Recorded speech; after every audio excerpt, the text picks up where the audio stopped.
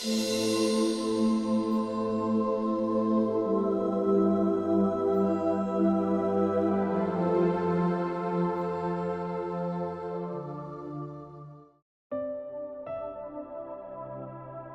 story of Saint Catherine of Genoa.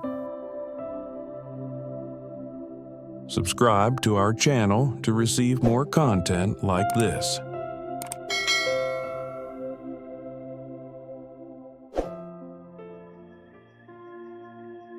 Catherine was born in 1447 in the bustling port city of Genoa, Italy. She came from a noble and wealthy family, surrounded by comfort and privilege. From a young age, Catherine showed a strong desire to live a holy life. At just 13, she wanted to become a nun and dedicate herself fully to God.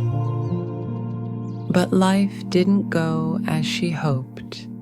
The convent she wanted to join turned her away because of her age. Heartbroken, Catherine returned to her family, unsure of what her future held. Her dreams of a religious life seemed shattered. When she was 16, her family arranged for her to marry a nobleman named Giuliano Adorno. It was a political match, not a love story. Giuliano was known for his wild lifestyle and poor decisions. Catherine, gentle and spiritual, suddenly found herself in a marriage filled with tension and loneliness. For the next 10 years, Catherine tried to adjust. She lived a life of wealth and social status, attending parties and living as expected of a noble woman. But deep inside, she felt empty. The faith and passion she once had seemed distant, like a dream she had forgotten. Everything changed when Catherine was 26. One day, weighed down by sadness and a longing for something more, she entered a church, the Church of Saint Benedict, for confession. It was an ordinary day. But what happened next was anything but ordinary.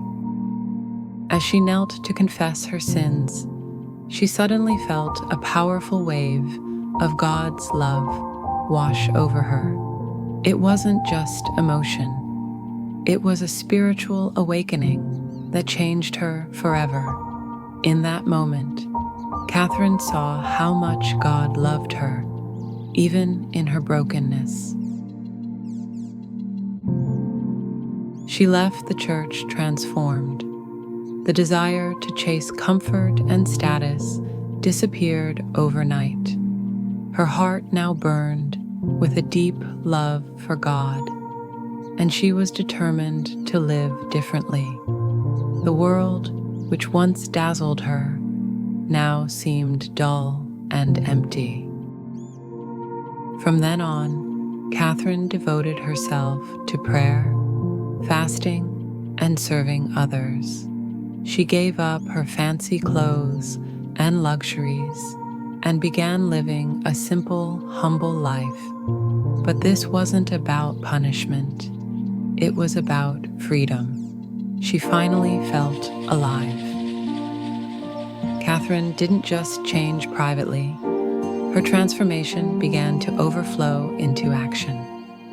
She and her husband, Giuliano, who also had a change of heart, started working together to care for the sick and poor. Their home, once a place of parties, became a place of mercy. They began volunteering at the Pamatone Hospital, the largest hospital in Genoa. Catherine wasn't afraid of illness or hard work. She took on the most difficult tasks, caring for people who were dirty, dying, or abandoned. She saw Jesus in each of them. Eventually, Catherine became the hospital's director. She brought not just order, but compassion. Under her leadership, the hospital was not just a place to treat illness. It was a place where people felt seen, cared for, and loved. Despite all this, Catherine didn't seek praise. She was driven by something deeper, her burning love for God. She believed that when we love God fully, that love naturally flows to others. Her joy came from serving, not being admired. Catherine's deep spiritual experiences didn't end at the church that day. Over the years, she had many moments of intense closeness to God.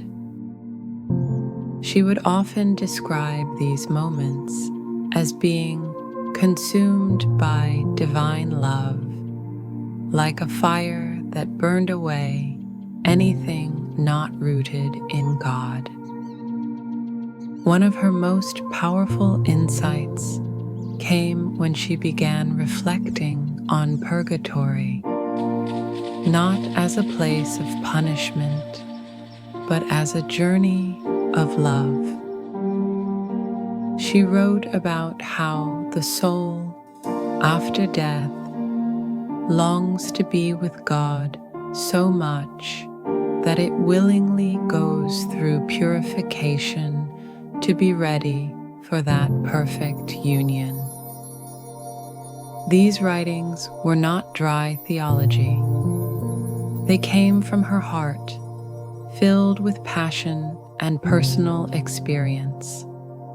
She didn't have formal education in theology, but her words were so full of wisdom that they were later recognized by scholars and the church. She never wanted to be famous or considered a mystic. She simply wanted to love God with all her being, and that love lit up her life like a flame, touching everyone around her. As Catherine grew older, her body began to weaken, but her spirit stayed strong. She continued to care for the sick as long as she could, even when she needed care herself. She didn't fear death. Instead, she saw it as the final step toward full union with God. She died peacefully in 1510 at the age of 63. The people of Genoa mourned deeply. She had become a symbol of hope, humility, and holiness for the city. Her legacy lived on in the hospital she helped transform and the many lives she touched. Years later, her writings were published and recognized for their depth and insight. The church declared her a saint, and today she is honored not just for what she did, but for the purity and power of her love for God. Catherine never left Genoa, but her story traveled far. Her life became a light for people trying to find their way back to purpose, peace, and love.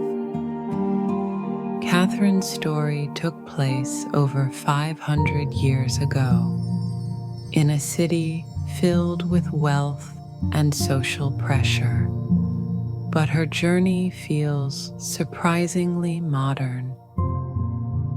Like many today, she started with big dreams, got lost in the noise of the world and found herself feeling empty despite having everything.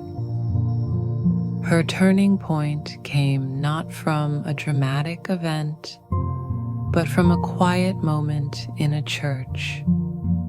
Proof that change often begins in stillness. She reminds us that no matter how far we drift, it's never too late to return to what really matters.